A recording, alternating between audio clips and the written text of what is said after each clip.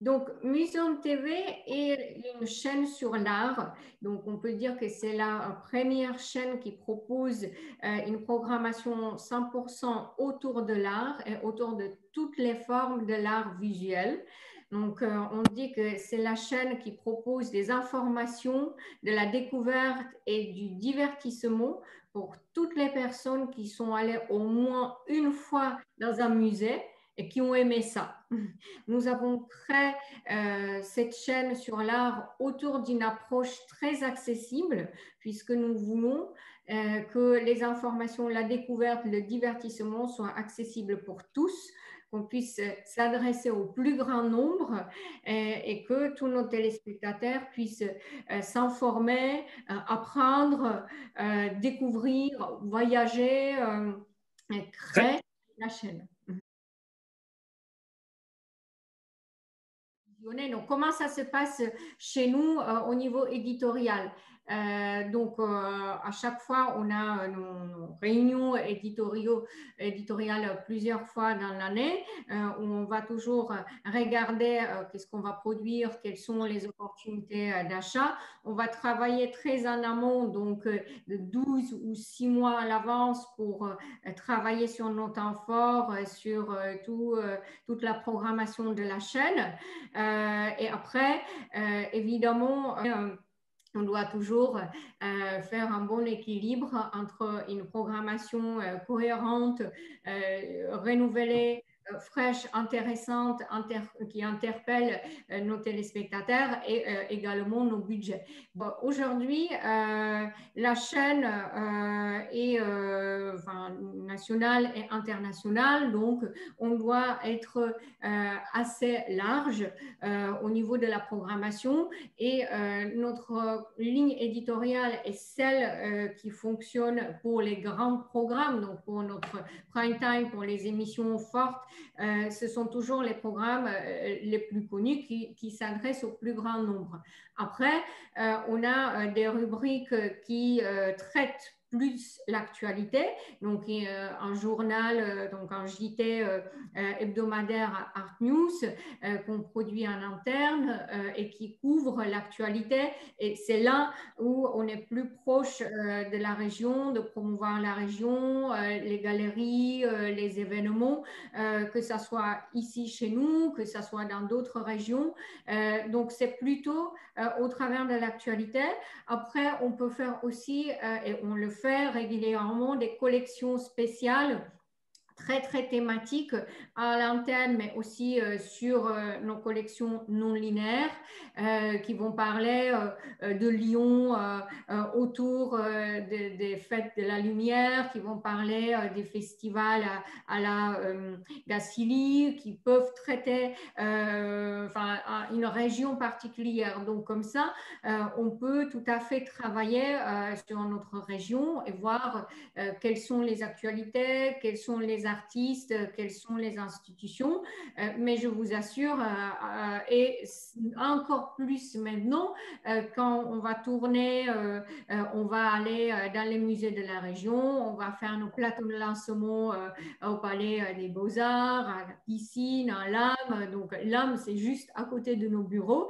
Donc notre PDG, toutes nos équipes, moi-même, on est tous attachés à la région, puisque oui, on est une chaîne internationale et notre activité elle est internationale, mais on n'oublie jamais d'où on vient et on a aussi un rôle de promouvoir la culture française à l'international au travers de ce grand rayonnement.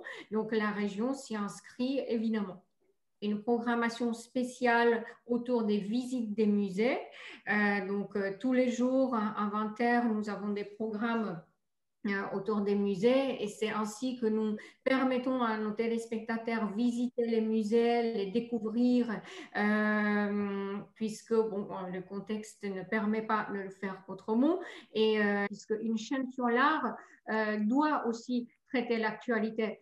On a par exemple une émission qui s'appelle Art Club qu'on produit avec le Figaro où on traite l'actualité.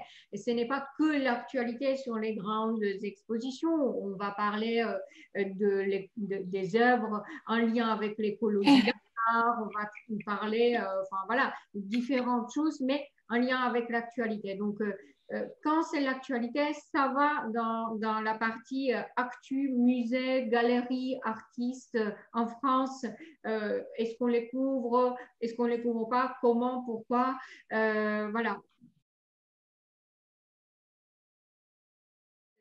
La chaîne est composée autour de plusieurs catégories de programmes qui regroupent différentes formes de l'art. Donc, nous avons une catégorie qui s'appelle Beaux-Arts. Ici, on va retrouver tout ce qui est l'art classique, donc la peinture, les grands maîtres, les œuvres incontournables.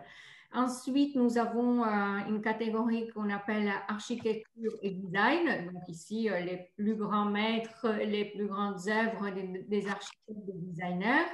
Puis une catégorie qui s'appelle images, donc tout ce qui est la photo, l'art numérique, la vidéo. Et une catégorie qu'on appelle art pop, donc ici, tout ce qui est un peu provoquant, l'art contemporain, le street art, le tatouage, le body painting, les performances. Et la grille, c'est une grille horizontale, donc chaque jour à la même heure, on présente la même catégorie de programme. Cela nous permet de faciliter la lecture de la grille, que tous nos téléspectateurs savent qu'à telle heure, il y a tel type de programme. Nous les thématisons autour des thématiques mensuelles qui sont les thématiques très fortes et très accessibles. Donc, très clairement, on va toujours travailler autour d'un grand peintre.